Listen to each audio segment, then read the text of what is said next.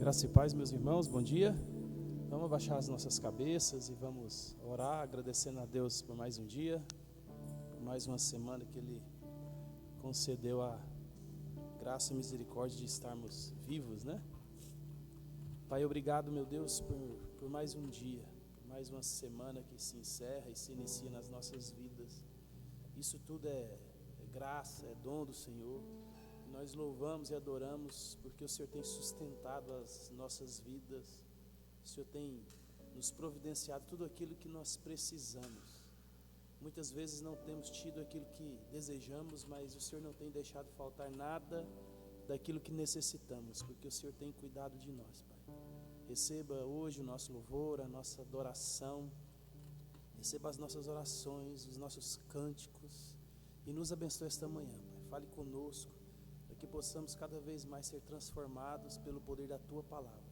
Seja conosco esta manhã e abençoe essa aula, abra a nossa mente, os nossos olhos, o nosso coração, para que possamos entender cada vez mais a Tua Palavra, olhar para ela, olhar para nós e através do Espírito Santo do Senhor que nos convence, que nos dá entendimento, possamos ver a situação que nos encontramos, nos arrepender e prosseguir em santidade e crescimento no Senhor.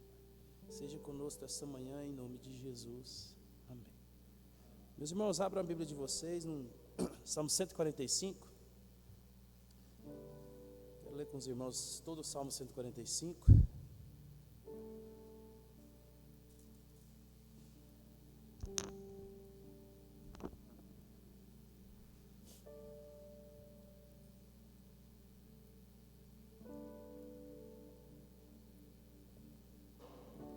Salmo 145, todos acharam? Fica bem no finalzinho, são só 150 salmos, então fica bem no finalzinho do livro de Salmo. Salmo 145 diz assim: Exaltar-te-ei, ó Deus meu e Rei, bendirei o teu nome para todo sempre. Todos os dias te bendirei e louvarei o teu nome para todo sempre. Grande é o Senhor e muito digno de ser louvado, e em sua grandeza é insondável.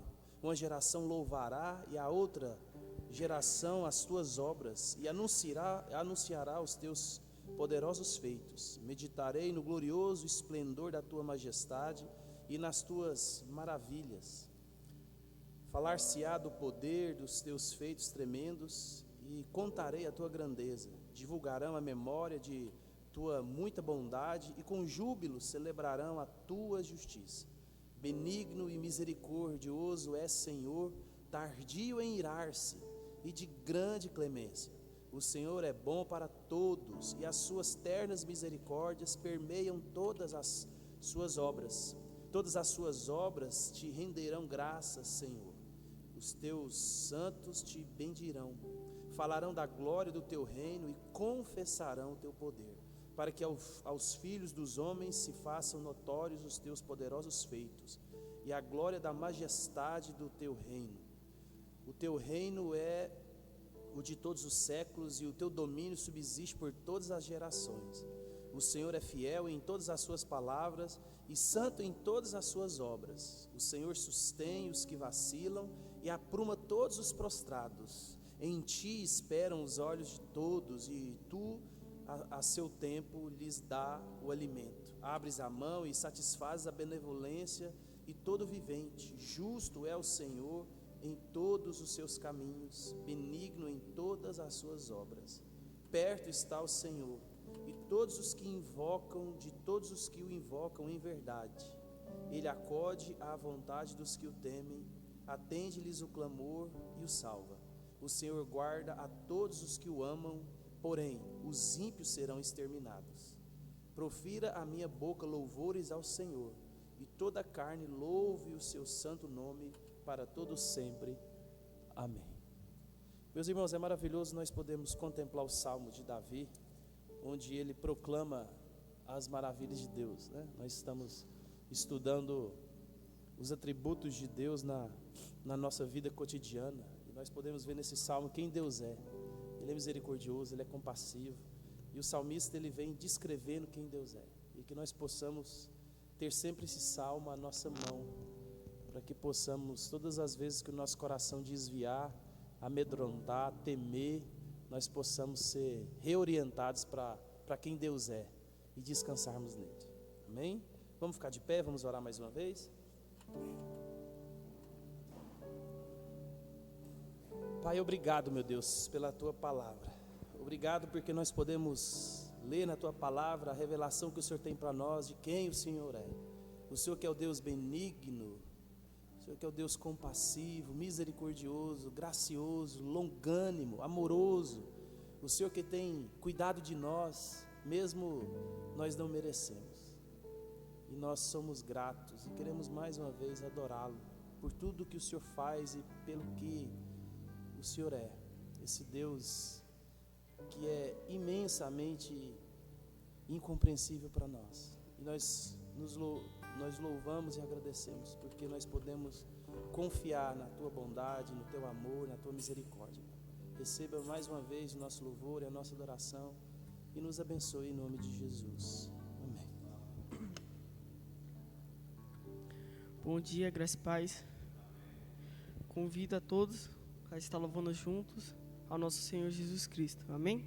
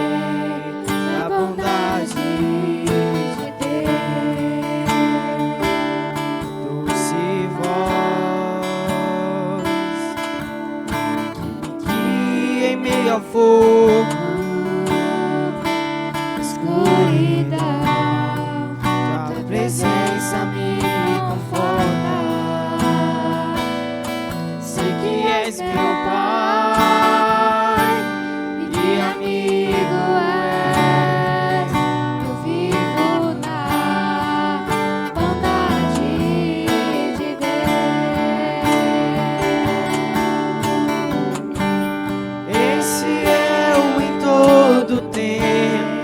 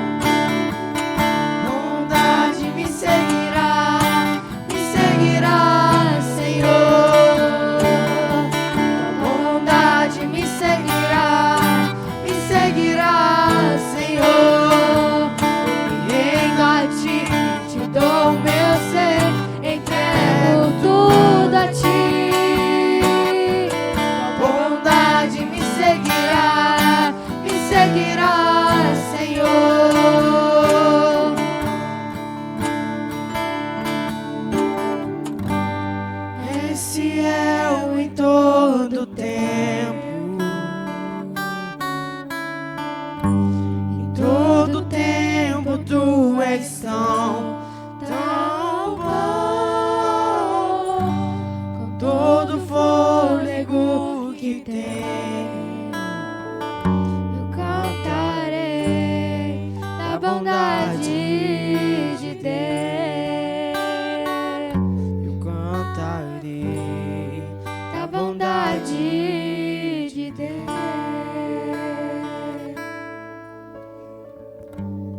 Senhor, meu Deus, meu Pai, obrigado por estarmos aqui na Tua casa te louvando e te adorando, Senhor. Que possamos sair daqui transformados pela Tua glória.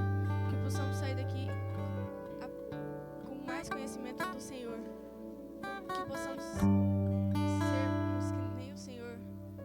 Que possamos seguir os Seus passos, Senhor. Que possamos cada dia mais e mais ansiar mais de Ti, Senhor. E que possamos sair daqui transformados pelo Espírito Santo. Em nome do Senhor Jesus, eu te peço, te agradeço. Amém. Os irmãos podem se assentar.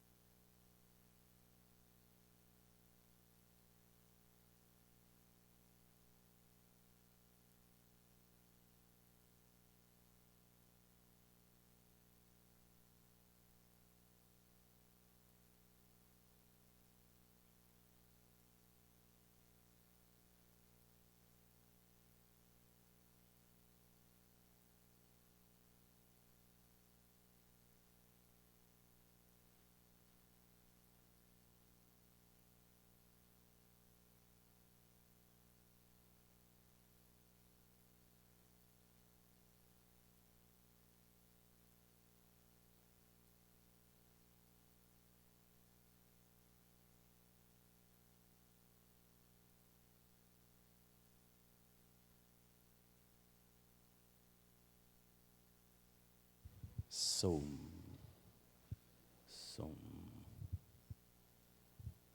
Meus irmãos, só reiterando aqui, todos os domingos de manhã, ali para as 8, 8h10, quem quiser chegar um pouquinho mais cedo, a gente vai trazer um cafezinho, tá? Aí quem sentir vontade de trazer, eu vou tomar lá em casa um cafezinho, um pãozinho, traz, a gente toma aqui, sem compromisso, mas venha um pouquinho mais cedo para a gente tomar um cafezinho, rir e se alegrar junto, tá joia? Depois ali tem um cafezinho, tem um chazinho ali, e aí a gente tenta fazer isso, sem peso para ninguém, um cafezinho aí. Quem quiser trazer alguma coisa, traz. Quem não quiser também não tem problema, é só tomar um café, dar um abraço e chegar um pouco mais cedo para a gente estar junto. Então, meus irmãos, nós estamos...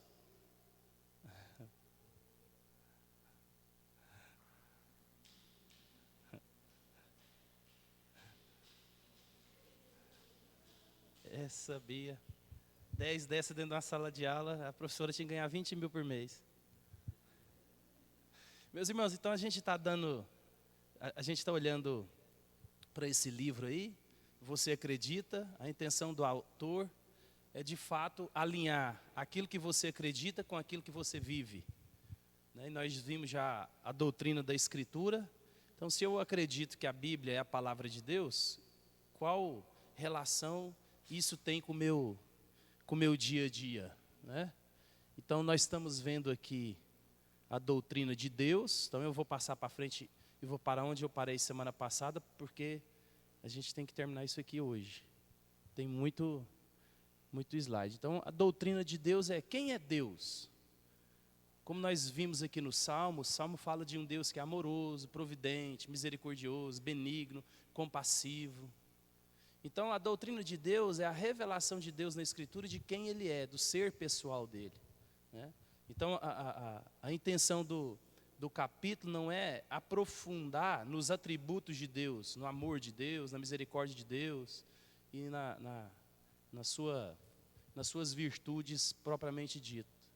Mas o que isso tem a ver e o impacto que isso causa no meu dia a dia. Se eu sei que esse Deus é bondoso, misericordioso, esse Deus é soberano, esse Deus está no controle de tudo, esse Deus não erra, como que isso impacta na minha vida, né? Então, o livro é esse aí. Quem quiser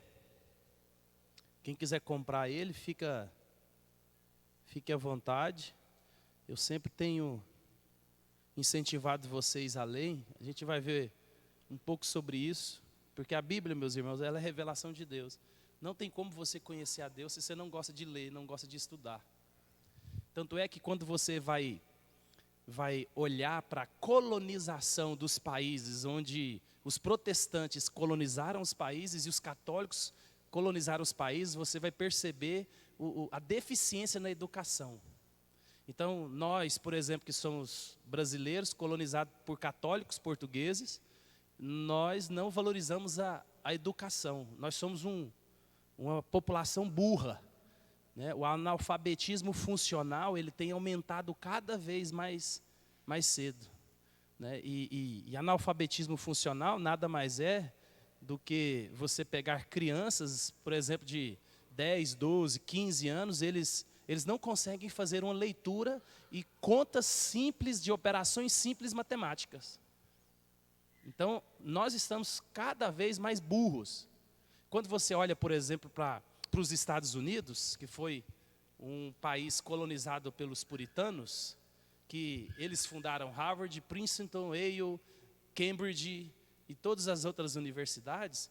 Por quê? Porque o intuito do cristianismo, meus irmãos, é que todo mundo tenha educação, aprenda a ler para ler a Bíblia, que é diferente da Igreja Católica, que só o alto clero ou só os filhos dos ricos que poderiam estudar. Tanto é que no Brasil, o que eles fizeram?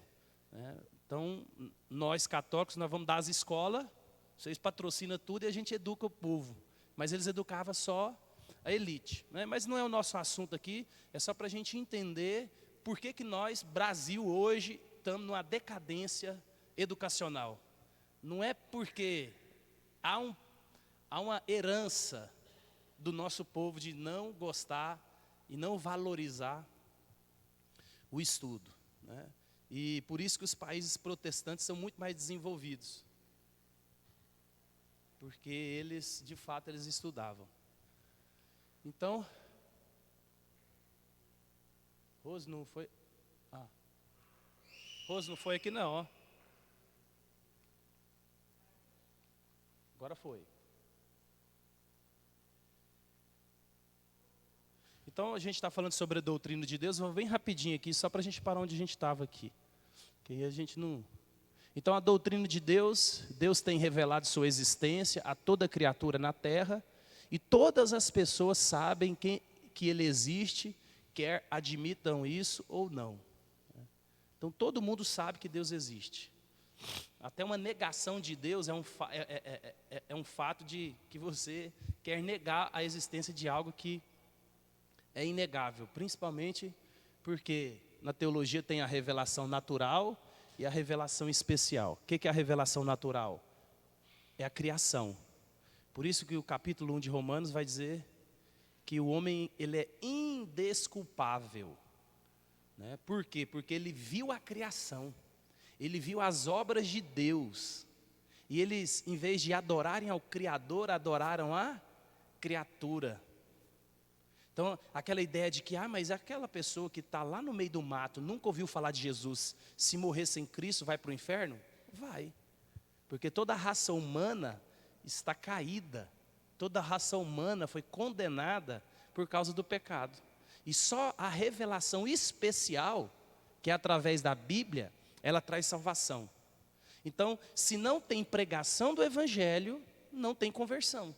Por isso que em Romanos 9 se confessares com a tua boca que Jesus é o Filho de Deus e crer no coração, então será salvo. E se você não escutar o Evangelho, que é através da pregação ou através da leitura, então não há salvação.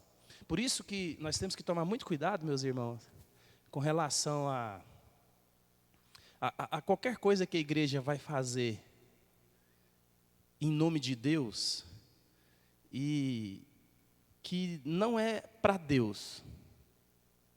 Eu vou dar um exemplo. Por exemplo, o projeto ali na esquina de casa, tem um projeto muito legal lá. Projeto de música, ensina os meninos da igreja, bem legal, o projeto é bom mesmo. Aí eu perguntei para os meus meninos, falei, lá vocês oram? Não, pai. Já orou alguma vez? Não. Tem uma revistinha, alguma coisa que vocês estudam sobre Deus, a Bíblia, alguma coisa? Não. Então, assim, é muito fácil a gente ser enganado, cair nesse auto-engano de achar que a gente está pregando o evangelho e abençoando as pessoas, sendo que nada mais nós estamos ensinando música para os outros. E a igreja não foi chamada para ensinar música. A igreja não foi chamada para tirar menino da rua. É também parte de um chamado, mas com o pressuposto principal de pregar o evangelho. Então, se a minha atividade principal é ensinar alguma coisa que não seja o evangelho, mesmo que esteja em nome de Deus, está errado. E aí você vê às vezes as crianças lá que passam anos lá, né? Meus meninos já estão lá 3 anos. Então imagina 3 anos, 2 vezes por semana, o seu filho tem uma oportunidade de, por um período de meia horinha ali, 20 minutinhos, de orar, ler uma porção das Escrituras, entender alguma coisa. Imagina 3 anos, 4 anos, 5 anos, o impacto que isso ia ter na vida deles. Mas para você ver, isso não acontece, né? E aí eles nem aprendem a trocar o instrumento e nem aprendem sobre Deus. Por quê? Porque às vezes a gente acha que está fazendo bonito, ensinando a população a futebol, a assistência médica e todas essas coisas. Que não é errado, viu? Não é errado, essa não é a ideia. A ideia é quando a gente coloca isso como um braço da igreja com a finalidade só de atender a sociedade que não seja o evangelho. Porque não adianta nada você curar a doença física e não curar a doença da alma. Então a revelação de Deus é através das Escrituras. Se a gente não ensinar isso para as crianças, a gente fez um trabalho mal feito. Então a criação revela Deus e a Bíblia revela Deus. Então, eu vou passar bem rápido aqui, ó. Há somente um Deus verdadeiro. Então, entendendo um pouco a doutrina de Deus, deixa eu colocar no meu aqui, que senão eu fico. Isso. Ele é santo e justo e ao mesmo tempo paciente e eterno. Então aqui ele está colocando e nos relembrando as virtudes ou quem o nosso Deus é, para que eu e você possamos conhecer Ele, né? Todas as boas dádivas físicas e espirituais procedem dEle. Uma coisa muito importante que a gente tem que entender, né, é que eu estou num e vocês estão no outro.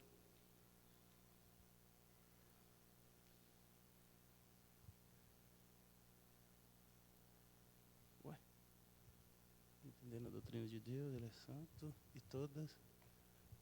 É isso mesmo aqui, ó. É porque eu entendi.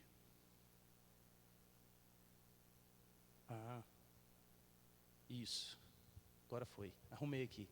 Então, o seu conhecimento ele é absoluto. Então, meus irmãos, esse é o Deus ao qual nós servimos. Nada foge ao controle e o saber de Deus. Você já parou para pensar nisso? Nada foge ao controle. Nada. Eu estava assistindo ontem aquele filme que saiu agora na Netflix, que conta a história daqueles jogadores acho que de rugby, do Uruguai, que ia disputar um campeonato, um jogo, eu não sei, e o avião deles caiu na Cordilheira dos Andes. E eles ficaram 70, eu não sei se foi, agora não lembro se é 72 ou 77 dias perdidos. E, se não me engano, acho que uns 15 só sobreviveram de quase 80 pessoas.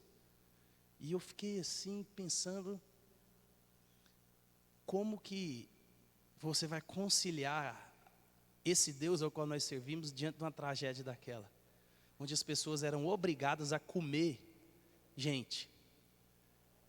Então assim, eles estavam num lugar hostil, não tinha madeira, não tinha nada. A única coisa que tinha era neve e os destroços do avião e das pessoas. E aí eles foram obrigados a comer as pessoas para sobreviverem, né? E aí no final, Deus é bom. Deus salvou quem tinha que ter sido salvo. com toda a sua graça e misericórdia. Mas como é que a gente vai entender isso numa situação daquela? Né? Então, se a gente não tiver a nossa fé bem alicerçada em Cristo Jesus, quando eu e você passarmos por situações como essa, né? Não estou falando de uma doença simples, não, uma gripe, não. É situações extremas mesmo. Isso é uma situação extrema que não acontece ao dia a dia. Esse é, de fato, um dia mau. Como que a gente vai conciliar a soberania, o amor, a misericórdia de Deus quando Ele te colocar numa situação dessa? Né?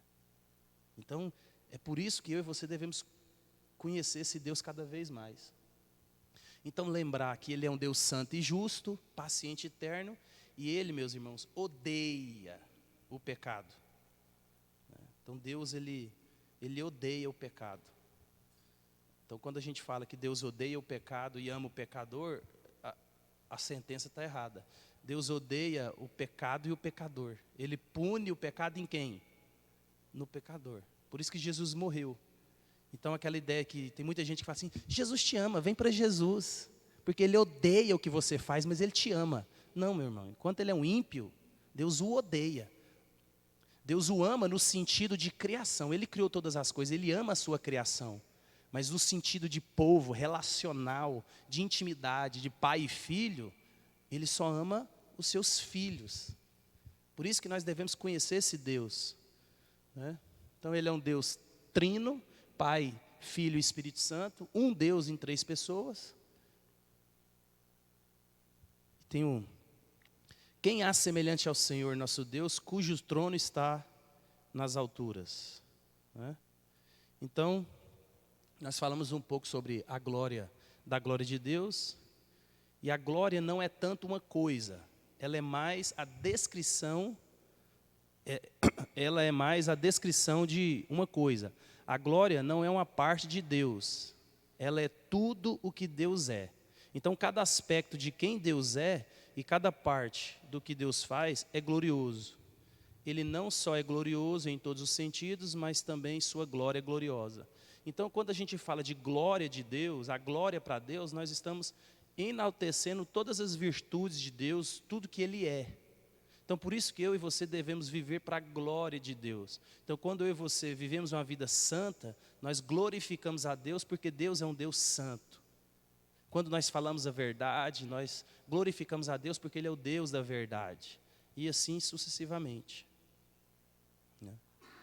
E aí a gente leu Isaías 40, que mostra quem é o nosso Deus, né? Quem na concha de sua mão mediu as águas e tomou os céus a palmo. Então, o Salmo 40, o Isaías 40, ele vai descrever quem é esse Deus ao qual nós servimos. Mas do que a Bíblia está falando quando fala da glória de Deus? Então, a glória de Deus é a grandiosidade, a beleza e a perfeição de tudo que Ele é. Então, isso é a glória de Deus. Só que por causa do pecado, meus irmãos, aí a gente entra aqui onde eu queria, falta mais um, que é a guerra por glória. Só pertence a Deus a glória. Mas por causa do pecado, eu e você, nós queremos roubar a glória de Deus. Então, nós constantemente, quando vivemos a nossa vida sem levar Deus em consideração, nós estamos roubando a glória de Deus.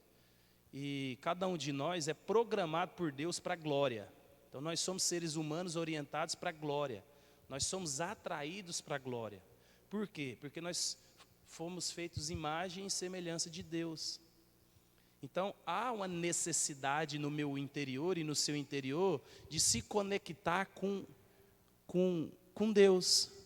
Mas por causa do pecado, as pessoas fizeram da criação um Deus. E como eu e você, nós precisamos de adorar alguma coisa, porque isso está no nosso íntimo, foi Deus quem colocou em nós. E eu e você constantemente fazemos ídolos, ou levantamos ídolos no nosso coração. E pode ser o quê? O que é um ídolo? É qualquer coisa que nos tire do foco de Deus. É qualquer coisa que tire Deus do centro do nosso coração e coloque outra coisa. Então a esposa, o filho, o trabalho, o carro, o dinheiro, fama, poder, qualquer coisa pode se tornar um ídolo. Né? Respeito. Tem gente que faz qualquer coisa por causa de respeito. É um ídolo. Né? tem uma frase boa para a gente entender. O que você peca para ter, e quando você não tem, como que é? Rapaz, eu vou lembrar da frase, que aí a gente vai. Então, o pecado fez de todos ladrão ou ladrões de glória. Então, embora nós fomos criados para levar uma vida impulsionada pela glória dele, o pecado nos traz um viver para nós mesmos. E aí é fácil eu e você incorrermos nesse erro de achar que está fazendo para Deus, mas na verdade nós estamos fazendo para nós mesmos, né? Eu dei o exemplo da escola de música ali. É uma linha muito fina, né? É uma coisa boa demais, mas a gente pode se perder no processo achando que está fazendo para Deus, para a glória de Deus, mas na verdade a gente está fazendo para a glória nossa mesmo, porque quem leva a glória, né, não é Deus. 2 Coríntios 5,15 vai dizer que ele morreu por todos, para que os que vivam não vivam mais para si mesmos, mas para aquele que por eles morreu e ressuscitou. Então, isso aqui tem que ficar muito enraizado no meu coração e no seu, meus irmãos. Viver para Jesus, em primeiro lugar, custa tudo na minha vida e na sua.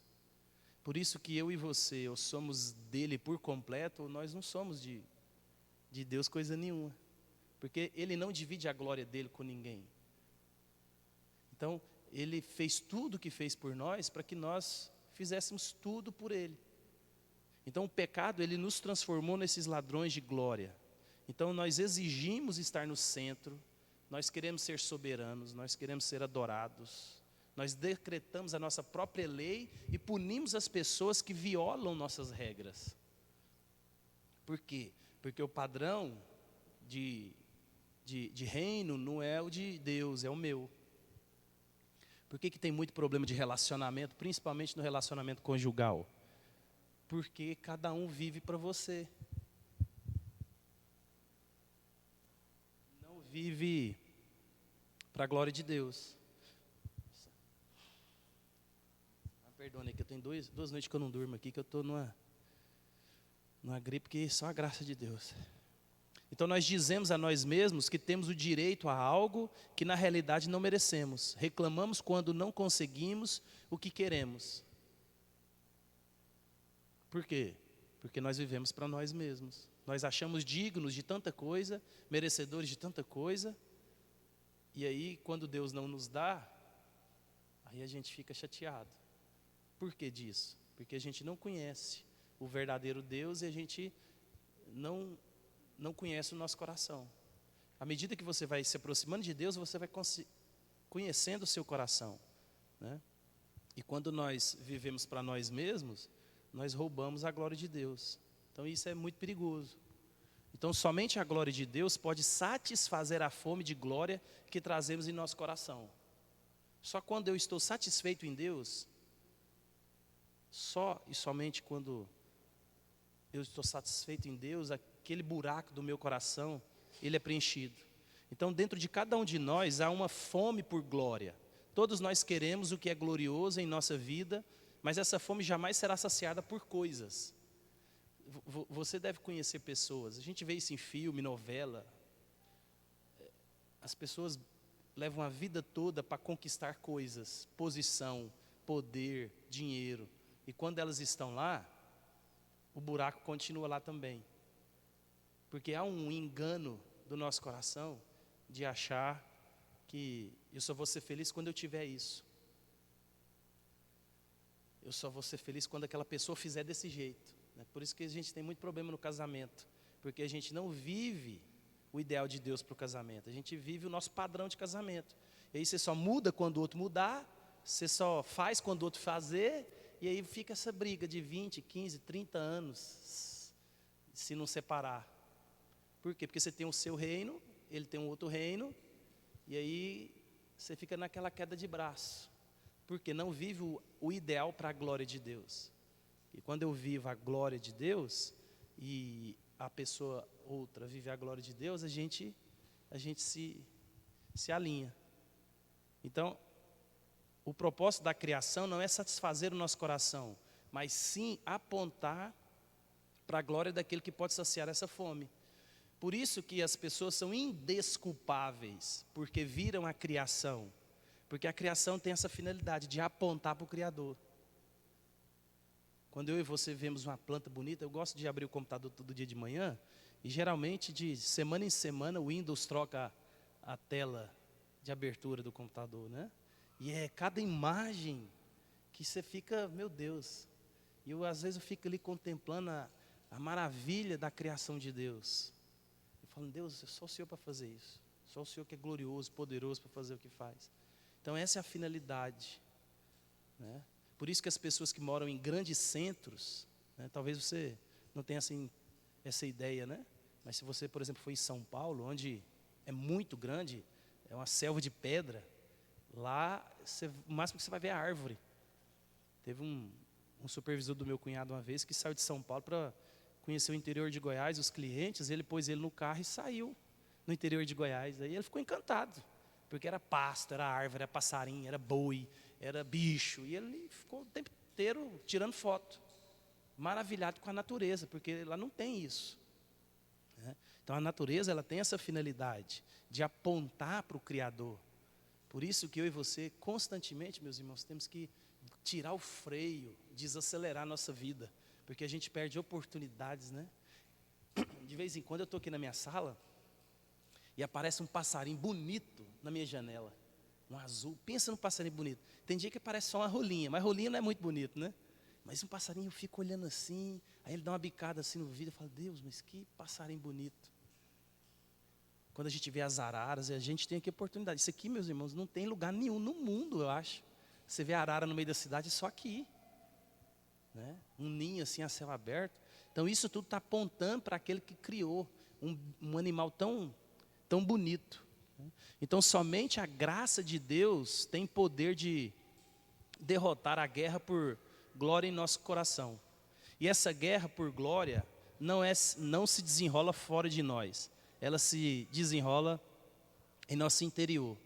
Meus irmãos, o nosso problema é cardíaco, como eu venho falando para vocês. O problema nosso está do lado de dentro, não é do lado de fora. Então, os nossos problemas na igreja, no relacionamento, no trabalho, na família, são internos. São internos. Porque a partir do momento que você decidir viver para a glória de Deus, você vai administrar esses conflitos que são comuns por causa do pecado, de maneira diferente. Você vai aprender a caminhar a segunda milha, você vai aprender a perdoar, você vai aprender a ser misericordioso, gracioso, longânimo. Por quê? Porque você tem alguém para agradar. Então todos temos a tendência de regredir continuamente para a autoglorificação. Fazemos isso porque viver para a glória do eu é algo mais natural para um pecador do que reconhecer e viver para a glória de Deus. Por isso que a nossa guerra não é carnal, é espiritual. A nossa natureza pecaminosa, ela briga o tempo inteiro com a nossa natureza agora transformada. O espírito está brigando o tempo inteiro com o meu espírito caído. Por isso que eu e você devemos ser fortes e criar hábitos que glorificam a Deus, para que não sejamos vencidos por isso. Porque é automático a gente fazer isso. É automático. Não é assim, antinatural. O que é natural é eu e você vivermos para nós mesmos. Eu estava vendo um vídeo na internet, talvez um exemplo assim, para a gente ver, tanto que a gente busca a nossa satisfação, a gente só pensa em nós mesmos. Um pai, tinha uma menina, e eu achei interessante porque o nome da menina era Luísa. Ela devia ter 2 aninhos. E o pai pegou um papel e ele rabiscou o papel todinho, rabisco mesmo. Ele rabiscou e falou assim, Luísa, eu escrevi uma carta para você. E deu para ela. Aí ela olhou assim a carta, fez aquela cara de alegria. O que está escrito aí? Aí ela falou assim, o papai ama muito mais a Luísa do que a Zoe. E caiu na gargalhada.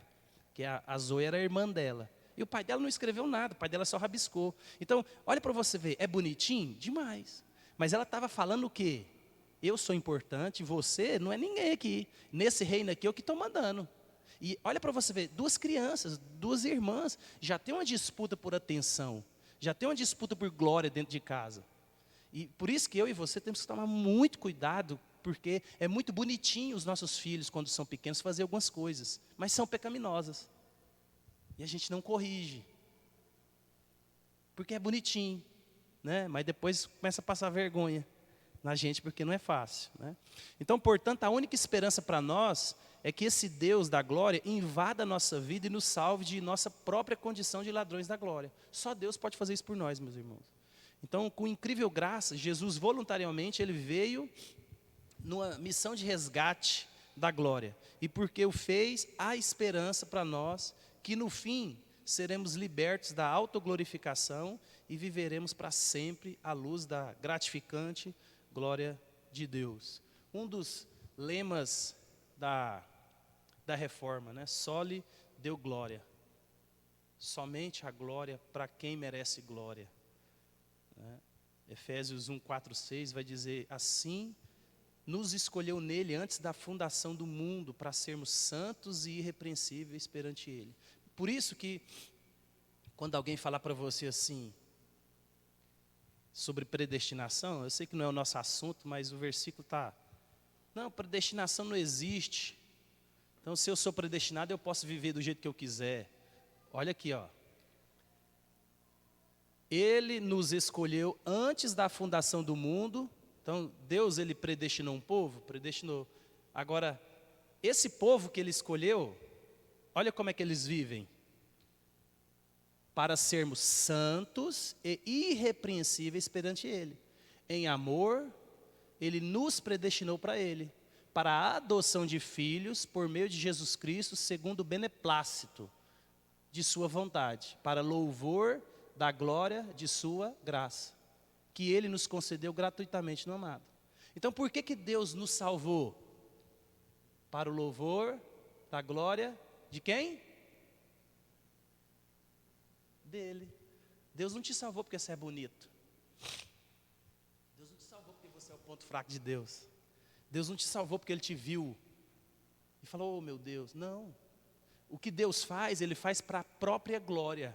Ele faz para Ele.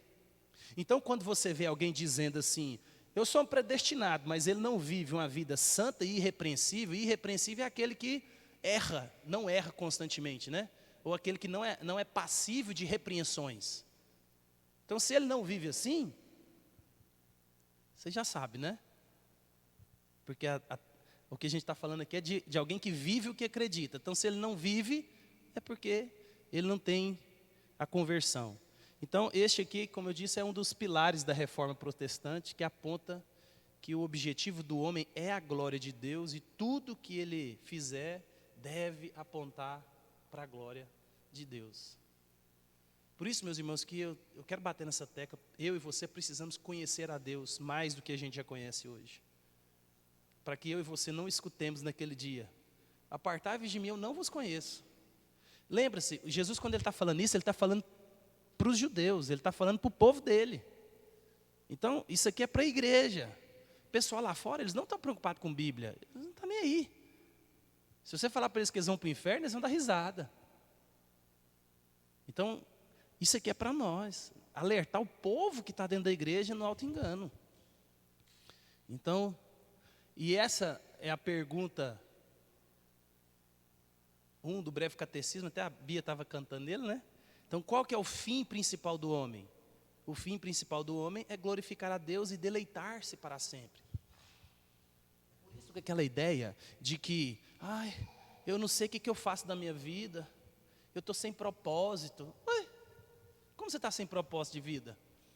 Se sua vida foi dada por Deus para glorificar, agora ficou simples. Aonde Deus te colocou, que você faça para a glória de Deus.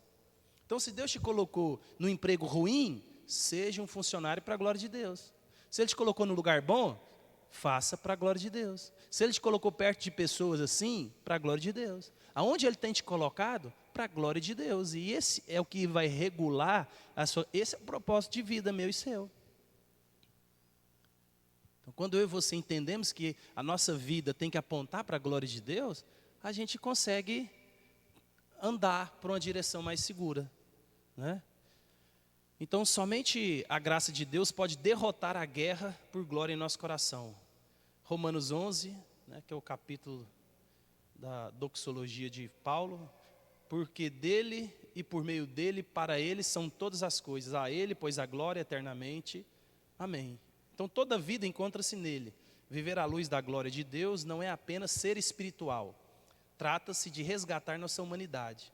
Pois é assim que todo ser humano foi criado para viver. Para a glória de Deus. Talvez aqui, meus irmãos, a visão de Davi em 1 Crônicas expressa mais o que isso significa. Olha o que Davi vai dizer, ó.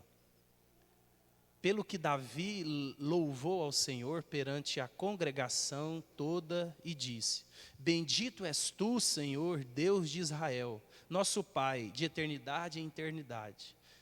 Teu, Senhor, é o poder, a grandeza, a honra, a vitória e a majestade, porque o teu reino, porque teu é tudo quanto há nos céus e na terra. Teu, Senhor, é o reino, e tu te exaltaste por chefe sobre todos. Riquezas e glórias vêm de ti. Tu dominas sobre tudo. Na tua mão há força e poder. Contigo está o engrandecer e a tudo dar força. Agora, pois, ó nosso Deus, graças te damos e louvamos o teu glorioso nome. Olha para você ver alguém que entendeu quem Deus é para escrever sobre isso. Será que eu e você, quando nós ajoelhamos e vamos orar, a gente ora: Senhor, obrigado, porque o Senhor é bondoso, o Senhor é maravilhoso, o Senhor é um Deus soberano, nada foge ao teu controle. Eu quero só agradecer e louvar e adorar pelo que o Senhor é, pelo que o Senhor faz. Você já gastou tempo orando só como Davi tem feito aqui? Ou a maioria das nossas orações é só queixa e súplica, porque Deus socorre, Deus intervém, Deus vem aqui, Deus. Isso não está errado, mas observe, às vezes a gente só usa Deus só para atender as nossas necessidades. E não deve ser assim, meus irmãos. Então, Deus na vida cotidiana. A existência de Deus é algo tão fundamental que todos têm uma posição sobre ela e todos vivem no contexto de como pensam a esse respeito. Então não existe lugar nesse mundo em que a existência de Deus não exerça pressão e molde o modo de as pessoas viverem. Então não existe um sistema filosófico, científico, psicológico, político, sociológico, educacional ou de entretenimento que não seja moldado pelo fato de alguém acreditar ou não que Deus existe, ou pelo menos que pensa sobre ele. Então, o que ele está dizendo aqui nada mais é do que tudo que a gente faz, ou tudo que acontece, ou tudo que nós vemos hoje é fruto da consciência sobre Deus. Por exemplo, quando a gente vai olhar para o comunismo é algo anticristão. Ele é anticristão na sua doutrina. Então, tudo que ele faz pensando em destruir tudo aquilo que é de moral judaico-cristã, que vem de Deus. Então, a gente observa a nossa cultura hoje, que ela é influenciada por isso. A gente vê, né, quem viveu aqui igual vocês na década de 70, 80, que eram jovens, adolescentes, escutavam as músicas da década de 80, se escutar hoje as músicas, você fica desesperado. Por quê? Porque se você quer descobrir como vai ser a próxima geração, é só você olhar para o cinema e para a música, para a arte em si. Porque a arte, ela é comercial hoje. Ela não é para a glória de Deus igual era no começo. Então, a arte, ela é para vender. Então, eles vão vender a gosto do cliente. E isso tudo parte de um pressuposto do que as pessoas concebem sobre Deus. Entendeu? Eu estava vendo na internet uma funkeira e o pessoal gritando e ovacionando ela.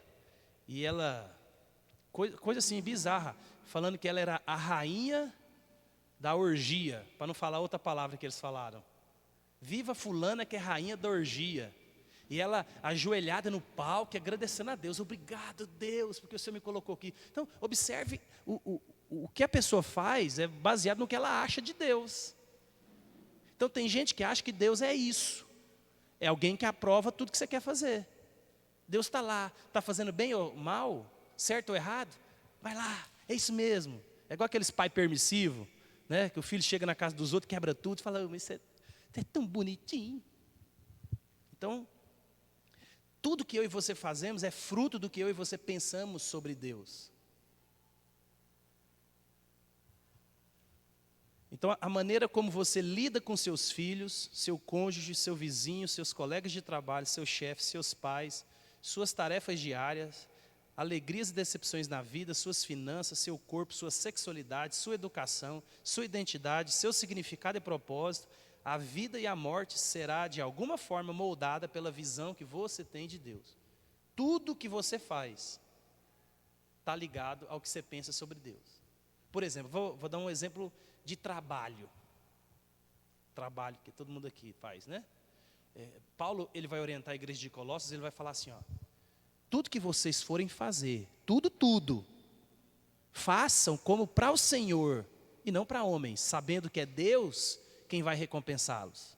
Então, observa, não interessa se o meu patrão é bom, ruim, se o salário é bom, ruim, se as condições são boas, ruins, eu não faço para ele, não faço para mim, eu faço para Deus. E quando eu regulo para a glória de Deus, eu fico tranquilo. Eu não preciso de reconhecimento, eu não preciso disso, eu não preciso daquilo. Por quê? Porque eu estou buscando a glória de Deus. E aí eu vou fazer o melhor, por quê? É para Deus. Se o patrão reclamar ou não reclamar, criticar ou não criticar, é para Deus que eu estou fazendo. Entendeu? Então é impossível qualquer ser humano, em qualquer lugar que seja, não viver uma vida como Deus de referência. Então essa orientação está incutida no ser humano. Por isso é tão importante reservar um tempo para pensar o que é viver a prática, né? Ou na prática a crença de que Deus existe, como Ele mostra para mim e para você na Bíblia. Por isso, meus irmãos, quando eu tenho tentado fazer esse exercício, e o que eu estou falando para vocês aqui não é uma coisa automática e fácil. Pensar biblicamente é extremamente difícil. Por quê? Porque dentro de mim e de você há um impulso pecaminoso. Eu sempre vou buscar o que é melhor para mim. Eu sempre vou me proteger. Até com os meus filhos, que são as pessoas que eu amo, que eu tenho que proteger, dependendo da situação, eu me protejo a proteger eles, porque é assim que eu e você somos. Então, a gente tem que desenvolver essa habilidade e esse hábito de pensar e viver para a glória de Deus. E a gente vai falar isso um pouco mais no final, sobre ajustar e afinar o nosso coração. Por isso que é importante a oração da manhã, quando você vai sair para trabalhar. É importante o contato com as Escrituras, porque você tem que estar sendo lembrado constantemente. Porque se você desliga o modo que te lembra de que Deus existe, você vive igual um jumento durante a semana, você só vai lembrar de Deus aqui no domingo. E aí a gente acha que é crente, né? Então, nós podemos reagir à existência de Deus de 4 maneiras. O autor aqui, ele coloca de 4 maneiras, e eu achei interessante, porque na verdade, só existe 2 grupos, né? Quem acredita e quem não acredita em Deus, filosoficamente. Como as pessoas acreditam em Deus e qual tipo de Deus, isso é irrelevante para o estudo de Deus em si. Né? Quem acredita em Deus e quem não acredita em Deus. Mas ele traz aqui, ele cria essas 4 categorias de pessoas e eu e você nos encaixamos em algumas delas. Né? Então, primeiro estão aquelas pessoas que negam a existência de Deus. Aí o Salmo 14 vai dizer assim, ó, diz o tolo em seu coração, Deus não existe. Corromperam-se e cometeram atos detestáveis. Não há ninguém que faça o bem. Então, Deus está dizendo assim, quem não acredita na sua existência é um tolo. Um tolo. E aí Romanos 1 vai explicar por quê. Porque eles viram a glória de Deus na criação e eles glorificaram a criatura no lugar do Criador. Por exemplo, eu já dei o exemplo do descanso, né? Descanso foi Deus que criou, para mim e para você. Só que eu e você, às vezes, nós fazemos do descanso um ídolo. Aí você chega em casa, Você precisa de descansar, porque você tem que descansar. Você trabalhou e você merece. E às vezes a esposa ou o marido precisa de você para alguma coisa. Não, eu estou descansando, se vira. Então observe, a gente pode viver para nós mesmos muito fácil. Muito fácil. Aí a gente pega a criação, que é o descanso, e faz dela um Deus. Não, eu estou servindo ao meu descanso agora. Nada vai me interromper. E aí você pode colocar isso em outras áreas. Tem, por exemplo, tem gente que, pais, por exemplo, que a qualquer custo eles exigem respeito. Não que isso esteja errado, não é isso. Mas tem pai que, se os filhos não o respeitarem do jeito dele, o relacionamento dentro de uma casa vira uma desgraça. Porque a coisa mais importante é, eu não quero saber o que você vai fazer, respeita. Porque para ele o respeito é muito importante. Principalmente você criar filho numa geração dessa aqui, meu amigo. Não é brincadeira não. Você tem que ser muito crente. Pra você não quebrar uns dentes de alguém, né? Então, meus irmãos, ele vai colocar esse primeiro grupo aqui.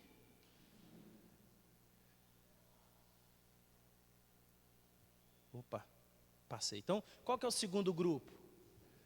Segundo grupo, acreditam em um conceito de Deus, mas demonstram pouco desejo de conhecê-lo e também sua crença não faz a menor diferença na maneira como vivem. Então tem as pessoas que não acreditam em Deus, tem as pessoas que acreditam em Deus, mas isso é irrelevante. Isso não altera o que eles pensam e como eles vivem. Então, na verdade, não acreditam em Deus, acreditam em um conceito de Deus, que é distante do que a Bíblia revela sobre Deus, que é um Deus pessoal, que é um Deus que se relaciona, né? Então essas pessoas que dizem acreditar em Deus não são com base em qualquer descrição bíblica do que seja uma pessoa de fé. A gente já falou muito sobre isso, né? Fé não é pensamento positivo, fé é vontade que alguma coisa aconteça. Isso não é fé, tá? Isso é pensamento positivo. Então sua crença em Deus é, na melhor das hipóteses, um produto de suas mentes, mas nunca um impacto que transforme suas vidas e corações.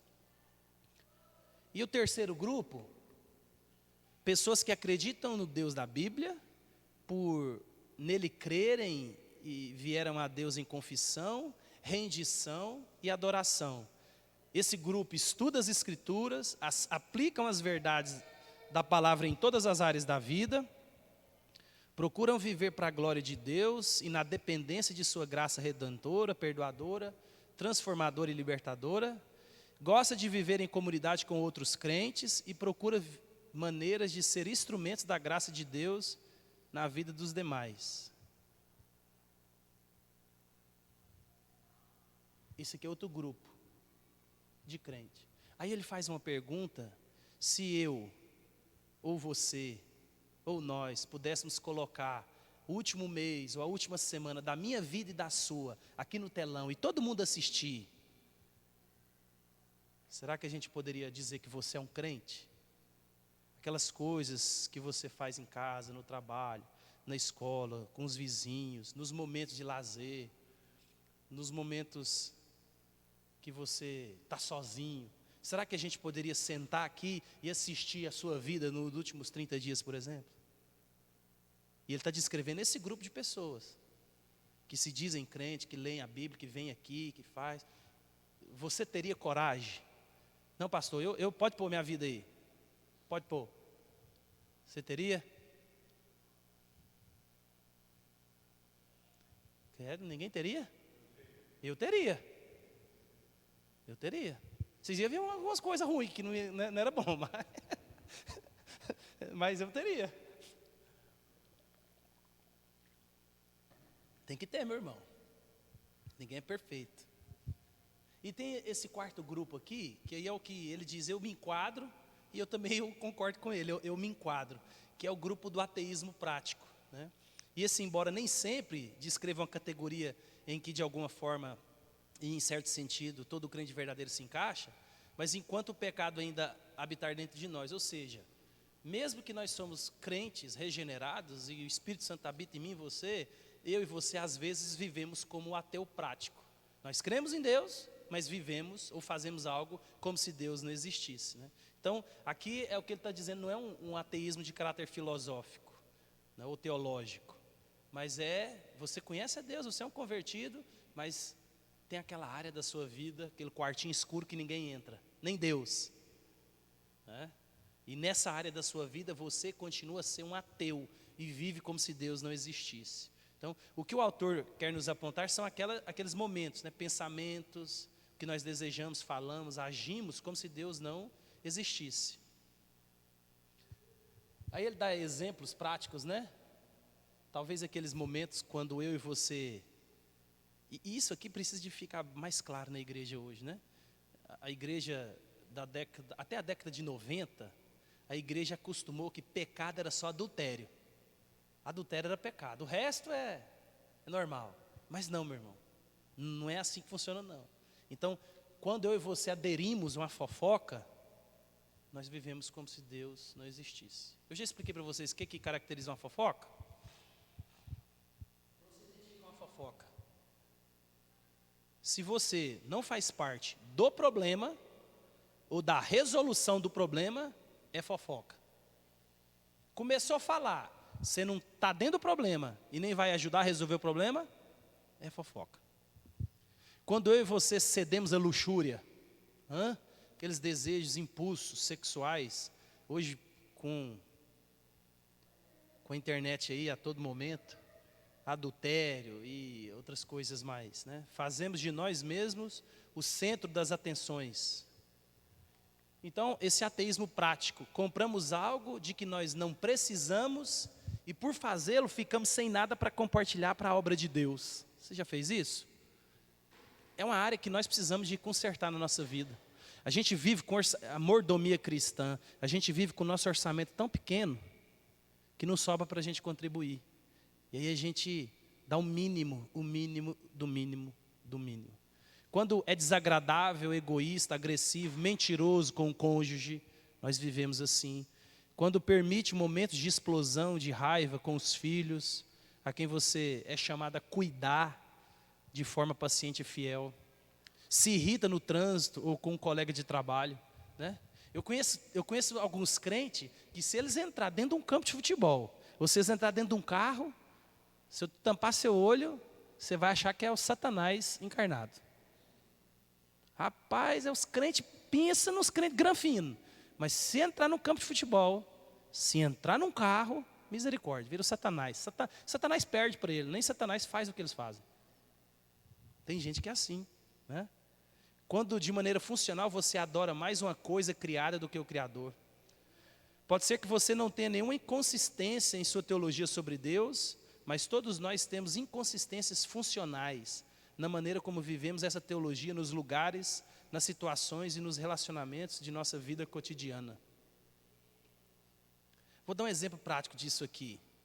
Você vai comprar alguma coisa, você nem está com vontade.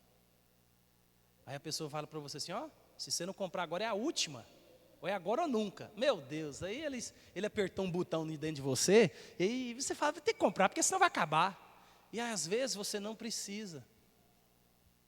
E você não tem o hábito de orar, falando, Senhor, será que eu preciso disso mesmo? Será que isso vai ser bom para mim agora, esse momento de comprar isso? Aí você é motivado pelo desejo, não tem que ter, porque vai acabar, o cara acabou de falar. Às vezes tem um caminhão lá no estoque, mas vendedor é vendedor. E aí ele sabe mexer no nosso ego, né? Quando ele dá aquele start, é o último, hein? Ou você compra, e aí a gente não tem o hábito. Aí é nessa hora que a gente vive como um jumento, um animal irracional. Porque a gente não tem o hábito de falar, não, meu irmão, eu vou orar. Hoje eu vim aqui só para ver o preço, as condições de pagamento. Eu vou orar se realmente eu preciso, se está dentro das condições. Então, é coisa que você deveríamos fazer. Tinha que ser coisas comuns a mim e a você, né? Então, e esse ateísmo prático, ele é um problema não da mente, ele é um problema do coração, né? Então todos nós precisamos de confessar e clamar pela graça protetora de Deus, meus irmãos, resgatadora e capacitadora. E lembre-se, isso aqui é uma luta diária. Se eu e você não tivermos com com isso aceso constantemente na nossa mente, a gente vive como animais. E animais aqui eu quero dizer como irracionais, gente que não pensa. Aqueles que levanta, vai para o trabalho, volta, dorme, levanta, vai para o trabalho, volta e dorme. Por isso que está cheio de gente cansada da vida, porque a vida é uma desgraça. Porque ele não se alegra com a esposa, com o filho, com o marido, com a casa que tem, com o trabalho que tem. Por quê? Porque ele fez da vida uma coisa que... Tem marido que acha que ele é só um cavalo que traz dinheiro. E a mulher acha que ela é uma empregada que limpa a casa. E aí os filhos estão doidos para fazer 18 anos e ir embora. Não é assim? E para o crente não deve ser assim, meus irmãos. É porque às vezes a gente perdeu quem nós somos em Cristo. A gente cai naquele automático. E a nossa vida é uma desgraça. Tem gente triste, ansioso, depressivo. Por que o que mais se vende hoje é remédio para depressão? Porque as pessoas não querem sentir esse tipo de coisa. Então taca remédio, que o remédio faz você esquecer. Isso é perigoso, meus irmãos. Perigoso. Então, todos nós precisamos confessar, clamar por essa graça protetora, resgatadora e capacitadora de Deus. Então, de modo que nós que professamos ter entregado a vida e a crença na existência de Deus e na glória e no poder da graça, do Deus da Bíblia, tenhamos cada vez menos momentos em nosso cotidiano em que nos colocaremos no centro e agiremos como se Deus não existisse. Uma coisa que nós deveríamos ter, o hábito, é de ter agenda. Por quê? Porque a agenda é muito bom, de papel, não aquela eletrônica. Aquela eletrônica, porque assim, se você anota tudo que você tem que fazer, até que você tem que orar, meditar, se você coloca ali, todo dia você tem constante contato com as suas lembranças. Fica mais fácil. Mas a gente acha que é bom pra caramba, né? Versículo da Bíblia. Você pega um versículo da Bíblia, cola ele na geladeira, cola ele na entrada do banheiro, cola ele na entrada do quarto. Se em uma semana você não está craque. Mas a gente não abre a Bíblia. A gente não usa esses métodos que Deus nos deu para a gente estar sempre sendo lembrado. Gente, a Bíblia é um constante lembrai-vos, lembrai-vos. Por quê? Porque a nossa natureza esquece de Deus o tempo inteiro, né? Então é muito importante que tenhamos corações prontos a confessar nossos momentos de ateísmo prático. E se você não está sintonizado na frequência do céu, você vive essa vida 1 ano, 2 anos, a vida inteira, achando que você é um crente bom. E se eu e você não estivermos bem afinados, aquilo que Paulo nos orienta, não deixe o sol se pôr na sua ira, aquela ideia de balanço diário na minha vida. Nossa Senhor, hoje eu tive a oportunidade de falar que eu era crente, eu fiquei com vergonha. Hoje eu respondi, gritei com a minha mulher, gritei com meus meninos, me perdoe, eu não deveria ter feito isso não. E amanhã você faz de novo, e amanhã você faz de novo. Mas não, a gente vai, né? Então você tem que lembrar e que ponto e que situações que você é propenso a agir, reagir ou responder como se Deus não existisse. Igual eu estou dizendo aqui, tem gente que entrou dentro de um carro, é um problema, ele esquece que é crente. Então se ele já sabe, ele tem que se policiar. Se ele entra dentro de um campo de futebol, né? Então você tem que... Então eu e você, nós já nos conhecemos o suficiente para saber algumas coisas. Isso aqui eu perco a paciência. Isso aqui eu falo que eu não devo. Isso aqui, nossa, se alguém tocar nisso aqui... Meu irmão, então, sabedoria, discernimento, né?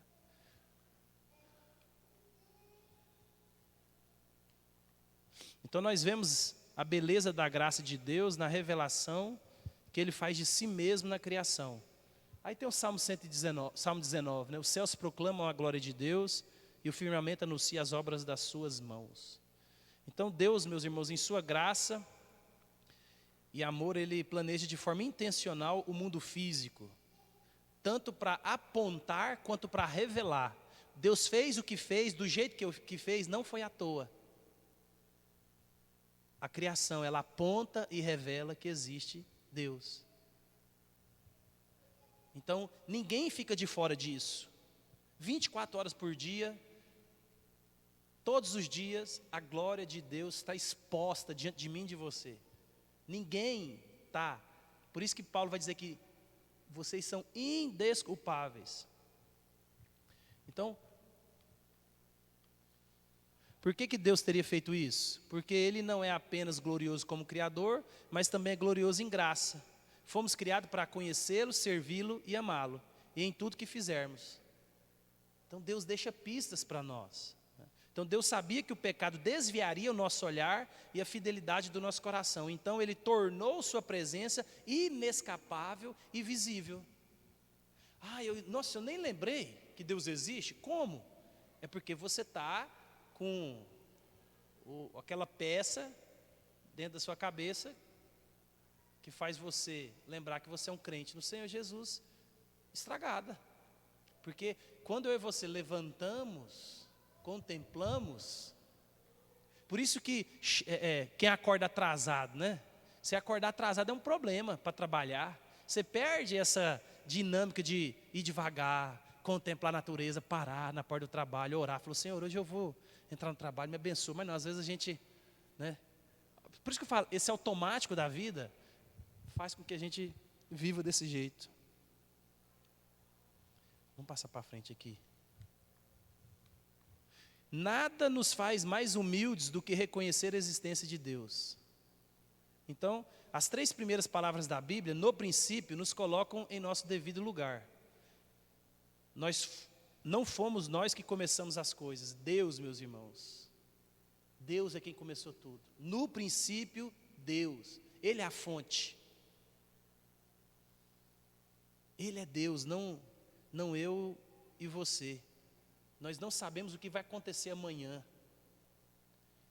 Eu estava vendo aquele acidente que teve aqui ontem, vocês viram, na 163, que o carro, e teve gente que não morreu.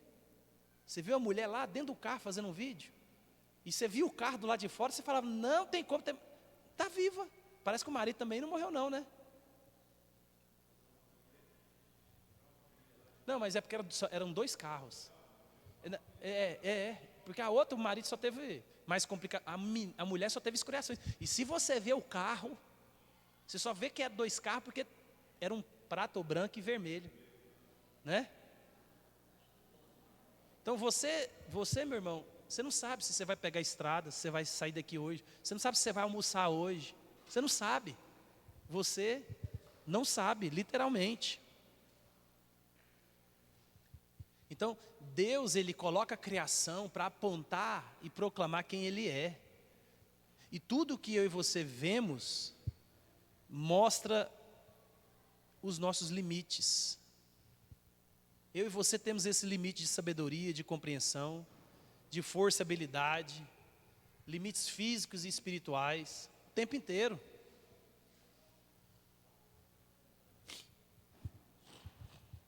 É por isso que eu e você, nós precisamos de entender quem Deus é. Porque à medida que eu e você conhecemos o Deus que se revela nas Escrituras, isso nos faz humildes. Eu e você precisamos ser humildes. Eu e você precisamos de reconhecer isso em Deus. Você vê o relato de Isaías, né?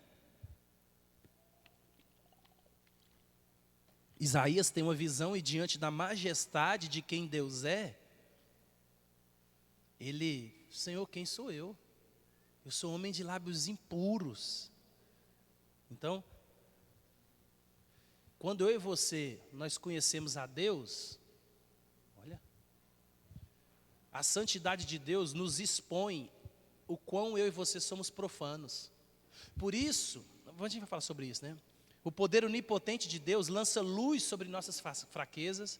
A soberania de Deus mostra quão pouco controle de fato nós temos. A onisciência de Deus nos leva a encarar os limites de nossa consciência e de nossa compreensão. E o amor de Deus expõe o quão sem amor podemos ser. A fidelidade de Deus confronta o nosso coração errante. E a graça de Deus revela o quão críticos e irreconciliáveis somos muitas vezes. A paciência de Deus confronta a nossa irritabilidade e a justiça de Deus expõe o nosso pecado, né? Então, humildade. E humildade não é adotar uma fachada artificial de autodepreciação. Não, humildade é estar disposto a admitir quem você é. Você só terá a imagem verdadeira de quem você é, meus irmãos, quando Deus for o padrão. Porque em todo pecado, como ele vai dizer aqui, está o orgulho, é a raiz do nosso pecado. A gente quer do jeito que a gente acha, do jeito que a gente precisa, tudo olhando para nós mesmos. A gente tenta convencer de que o nosso jeito é melhor do que o de Deus. Aí eu e você, nós nos consideramos mais justos, mais santos. Por isso que muitas pessoas não buscam ajuda, principalmente com relação a pecados. Não, que isso. Aí a gente cai naquele erro de não buscar ajuda por causa do orgulho, diante de tudo. Não, eu sou melhor, eu vou conseguir vencer sozinho. Vai, hein? Quanto tempo que você está com esse pecado aí? Esse pecado aí já tem até cabelo, tanto até está velho. Mas aí a gente se acha santo demais, porque você conhece alguém que é crente e faz coisa pior do que você. Aí você, estou tranquilo.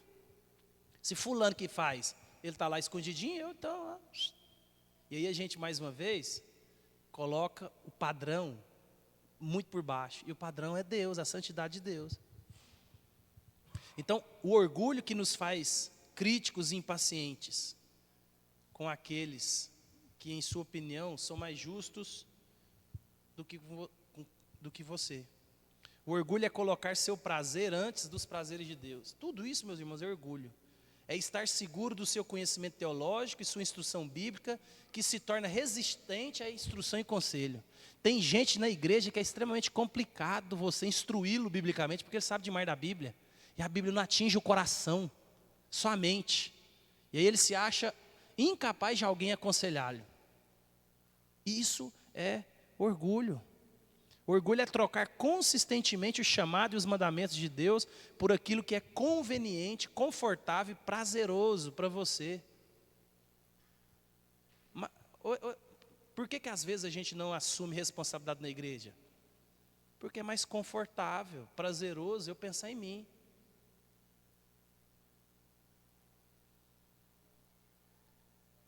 O orgulho nos faz usar as pessoas que nós fomos chamados para servir. Nós que somos casados aqui, por exemplo, Deus te deu cônjuge para você gastar e deixar-se gastar, glorificando a Deus na vida desse ser humano, que é um pecador, e dos bons. E aí, em vez de eu viver para a glória de Deus, abençoando a minha esposa, o meu marido, a gente vive para a glória de Deus, guerreando um contra o outro, né? E o orgulho nunca produz boa colheita, meus irmãos. Então, humildade, somente sobre a luz fulgurante da existência e da glória de Deus, você pode se ver como realmente é. Reconhecer a existência de Deus e a sua inestimável glória nos torna humildes e nos leva a suplicar por sua graça perdoadora, transformadora e libertadora. A humildade faz com que eu e você aprendamos a orar. Porque às vezes a nossa esposa, o nosso marido, fala para nós algumas coisas que são verdade do nosso caráter, né? Isso é cabeça dura demais. Se você nunca escutou isso, lance a primeira pedra. Acho que todo mundo já escutou isso, né? Hã? Então ela foi benevolente, ela só trocou a palavra. Então, meus irmãos, e a gente fica 20 anos teimoso, e você não reconhece que você é teimoso. E o que é ser teimoso? É ser orgulhoso, você menospreza a opinião do outro. Entendeu? Aí, nós somos criados numa geração, e eu acho que, de certo modo, está certo. A gente foi criado, por exemplo, que homem tem autoridade dentro do lar e ele toma decisões. Algumas decisões que o homem tomou, está tomado. Eu conheço, meu avô, vou dar o exemplo do meu avô. Meu avô chegou em casa, olha o cabeça dura em ação. Meu avô chegou em casa, virou para minha avó e falou assim, eles moravam em Rio Verde, lá em Goiás. Meu avô era da Polícia Federal lá. Aí meu avô chegou de tarde do expediente, virou para ela e falou assim, pedi transferência para Anápolis, nós vamos mudar para Anápolis. Aí ela, uai, quando? Agora, o caminhão já está encostando aí. Minha avó falou assim que o caminhão já encostou, ela sem saber de nada, enfiou tudo dentro de um caminhão e acordou na outra cidade. Você acha que esse camarada era cabeça dura? Hã? Como é que você pega a sua família e tira de uma cidade e põe em outra, sem avisar, sem falar, minha esposa, estou pensando assim, o que você acha? Ou seja, não. Então, meus irmãos, isso é orgulho e nós precisamos de ser humildes e falar assim, Senhor, me perdoa. Aprender a escutar mais, falar menos e fazer menos. Porque isso é automático. Não? Tem gente que tem esse pecado mais do que os outros. Tem gente que é mais cabeça dura que os outros. Né? Então, a humildade, ela nos atrai a Deus. Os humildes, eles reconhecem e confessam os seus pecados. Por isso que no Sermão da Montanha, Jesus nos chama a ser humildes de espírito. Quem são os humildes de espírito? Aqueles que conhecem quem eles são. Eu sou pecaminoso. Eu faço coisas que até eu duvido. E eu posso fazer coisas que eu nunca imaginei fazer. Porque eu sou assim. Eu nunca pensei em matar ninguém. Eu nunca passou isso na minha cabeça. Mas já pensou se alguém mexe com a minha filha? Se eu não ia ter um prazer de matar ele? Mas devagar ainda. E eu não penso em fazer isso. Mas se alguma coisa acontece, eu tenho total capacidade para fazer isso, tranquilo. Eu e você, nós precisamos de ser humildes e reconhecer que o nosso orgulho nos cega. Por isso que quando as pessoas que vivem perto de nós, quando elas falam, você é assim, você é assado, você é assim, você é assado, a gente tem que prestar atenção se de fato nós não somos daquele jeito mesmo. Porque às vezes fazem, teimoso ficou bom, viu, Valdeir? Você é teimoso, você é encrenqueira, aí empatou. Aí você não muda, continua sendo teimoso e ela continua sendo encrenqueira. E aí a gente acha que está bom demais. Né? Você não deixa nada. Você deixa tudo? Como é que nós vamos cuidar desses meninos? Você não põe limite? Mas... E aí a gente fica jogando no outro. Então um não põe limite, o outro põe limite demais, um é teimoso, o outro é... E aí a gente, em vez de falar, peraí, eu preciso de mudar. Eu tô com uma teoria, porque na prática, eu vou fazer... Quantos anos de casado nós vamos fazer? 20? Viu? Você é esquecida. Eu vou fazer 20. Rapaz, o casamento agora que está começando a ficar bom. Agora. Rapaz, porque esses 20 anos não foi fácil não, meu amigo. Esses 20 anos não foi fácil não. Eu acho que não foi mais fácil para a Janinha, né? E eu, por exemplo, lá na minha casa eu levo desvantagem. Porque assim, a Janinha tem um jeito que cativa as pessoas e eu não sou assim. Eu sou mais fácil das pessoas me verem e não gostar de mim. A Janinha é o oposto. E aí tem gente que acha que eu sou um carrasco. E eu sou... Meu amigo, você não conhece minha mulher, não. Mas eu levo desvantagem, porque eu falo mais, eu gesticulo mais. Então assim, eu sou mais exposto. Ela é tranquila, ela é aquela mineirinha que come quieto.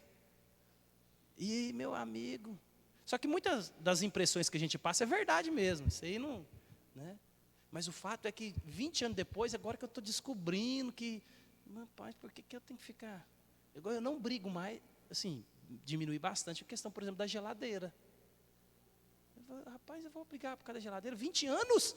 Eu não vou brigar por causa da geladeira, eu vou pagar essa conta de água aí, pronto, de luz. Se é antes, eu vou ficar tentando mudar a Janinha? Não é mais fácil eu falar, vou parar de brigar por causa disso, vou parar de me incomodar e pecar por causa daquilo, não é mais fácil? Porque quando você tem 10 anos de casado, 5 anos de casado, porque 3 anos é bom, né? 3 anos é só alegria, mas quando você tem Meu amigo, e aí a gente fica aquela queda de braço. Você está querendo mudar o outro, mudar o outro, mudar o outro, mudar o outro, você não muda, e o outro da mesma jeito. Eu falei, não. Agora com 20 anos eu falei, rapaz, olha, o negócio é fácil, a gente que complica. Mas isso requer, meus irmãos, cada vez mais humildade. E isso não é fácil você reconhecer que você precisa de dar uma ré constantemente. Né? Constantemente você precisa de dar uma ré. Então só vou, esse último slide aqui. Ó. É importante entender o que significa crer em Deus. De fato, sem fé é impossível agradar a Deus, porquanto é necessário que aquele que se aproxima de Deus creia que Ele exista e que se torna galardoador dos que o buscam. Então, 2 aspectos do crer aqui na Bíblia. Primeiro, a fé se submete à revelação que Deus faz de sua existência e de seu caráter e se alinha com ela. Então, aquilo que você diz crer, que é a fé que você tem em Cristo, tem que se alinhar com o caráter de Cristo. Então, crer em Deus significa reconhecer e adorar a Deus como Criador, Salvador e soberano. E o segundo aspecto da verdadeira fé é a parte B do verso, e que se torna galardoador dos que o buscam. Então a fé nunca é apenas uma questão do que você faz com a sua mente, é sempre uma operação de um coração disposto e submisso que altera a maneira como a pessoa aborda todas as áreas da sua vida.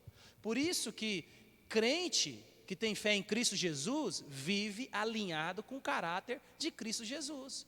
Fé é uma mente disposta, um coração cheio do caráter, do conhecimento e que entende que tem que continuar constantemente transformando. É a busca da santidade. Então, a fé crê que a obediência é a sua própria recompensa, pois ela me protege da amarga colheita do pecado. A fé gera uma necessidade de Deus que implica que eu realmente oro sem cessar. Vocês lembram da pregação de Romanos 12? Como que eu vou experimentar a boa, perfeita e agradável a vontade de Deus? Quando eu me aproximo de Deus, conheço a Deus, e aí, por exemplo, Deus fala para mim perdoar.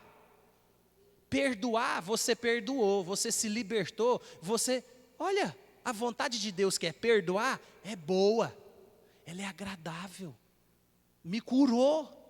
Então você conhece a boa, perfeita e agradável vontade de Deus na medida que você obedece a Deus.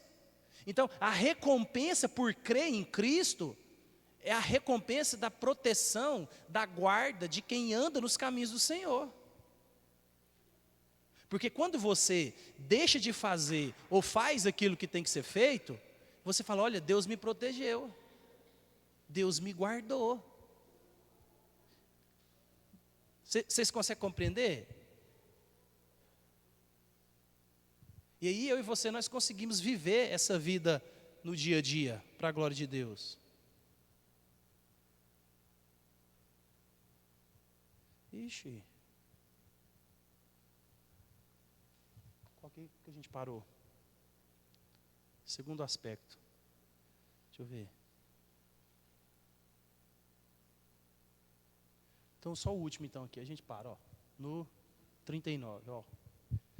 Não importa quem você seja, onde você esteja, aquilo em que você realmente crê é retratado no modo que você vive.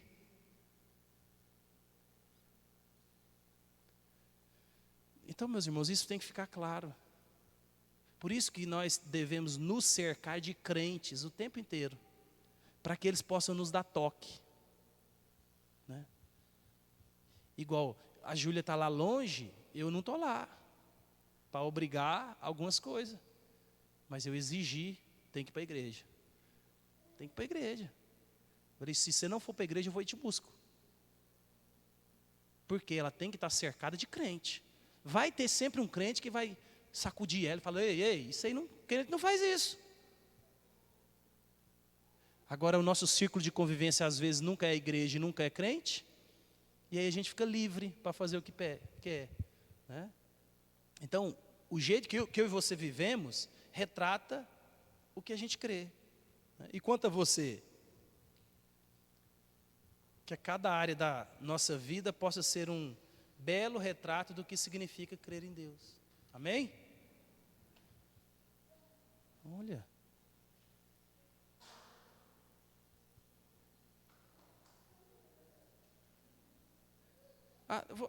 Deixa eu terminar aqui, que falta um pouquinho de slide. Rapidinho, vou colocar num slide aqui, que aí a gente termina essa lição, não precisa de voltar aqui. Ó. Essa questão de afinar o coração. O autor, ele dá uma dica assim, ó. Toda vez que uma orquestra vai começar a tocar, cada integrante da orquestra, com cada instrumento seu, ele afina o instrumento. Então, todas as vezes que eles vão tocar, cada um individualmente afina o seu instrumento para tocar com harmonia toda a sinfonia. Então, assim, é muita gente, cada um com seu instrumento. Então, essa é a ideia que ele quer passar aqui, de afinar seu coração. Então, afinar o coração começa com a admissão de quão desarmoniosa sua vida pode ser em relação a Deus. Então, ele nos chama a afinar o coração, que jeito? Primeiro, você tem que reconhecer que você está desafinado de Deus, né? Então, bem rápido aqui, ele nos chama a todos os dias de manhã, quando você levantar, você contemplar a glória de Deus, quem Deus é. Você lê um salmo igual a gente leu aqui de manhã, você buscar. Então você precisa de tempo, não apenas para ler, mas para estudar a Bíblia. Meu irmão, ler a Bíblia é uma coisa, estudar a Bíblia é outra coisa. Quanto mais você conhece, mais você ama, mais você adora e mais você serve. Você tem que ler a Bíblia? Tem, mas você tem que estudar a Bíblia. E isso requer mais tempo. Então, outra dica para afinar o coração é adorar. Outra dica, entregue. Devolva a sua vida para o domínio de Deus. Examine-se. Todos os dias de manhã, examine-se o homem, pois, a si mesmo. Segundo, confesse. Confessar pecado diante de Deus e diante de outras pessoas mostra a humildade do nosso coração. Clame ao Senhor. Admitir que os maiores perigos estão dentro de você. E celebre, mas não celebre pela saúde ou pelo que Deus tem te dado, mas celebre porque Deus te fez filho, que você se tornou filho pela graça de Deus. E repita. Muitos fazem compromissos espirituais que acabam não tendo vida longa, né? Então repita. Todo dia você começa de novo. Todo dia você afina o instrumento para tocar a sua vida hoje. E não só domingo de manhã, não só quinta-feira. A gente tem que colocar, meus irmãos, dentro do tempo que a gente precisa. Se for o problema, levanta um pouco mais cedo, 10, 15 minutos mais cedo, para você ter um momento de contemplação entre você e Deus, antes de sair de casa. Deus guarda, Deus protege.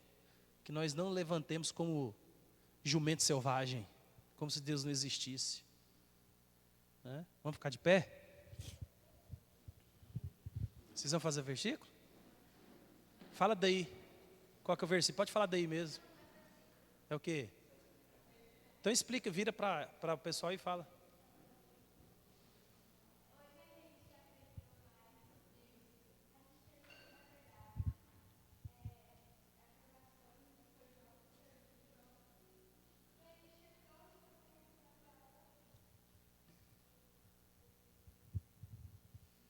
Pronto? As meninas vai? Cadê a Bia? Bia, vem cá você e o Nicolas.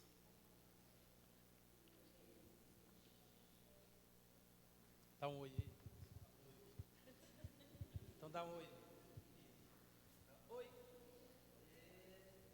Dentro da sala você não.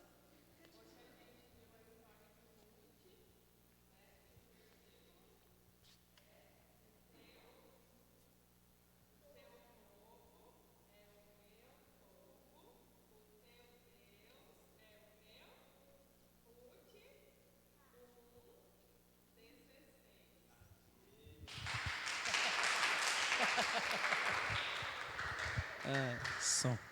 Então vamos orar?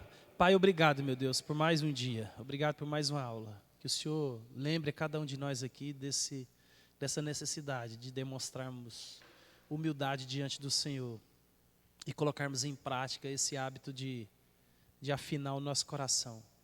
Afinar o nosso coração todos os dias para que nós possamos tocar a nossa vida.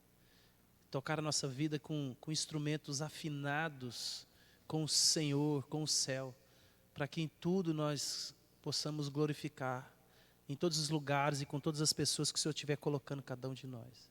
Nos leve para casa, nos dê um dia abençoado, um almoço em família, um dia de descanso para a glória do Senhor. E nos traga à noite para mais uma vez, juntos como igreja, louvarmos, adorarmos e cantarmos, orarmos, juntos como igreja, Pai. Assim eu oro e desde já agradeço em nome de Jesus. Amém. Amém, meus irmãos. Deus abençoe. 19 horas. E tem um café, tem um bolo, tem um chá. Comam.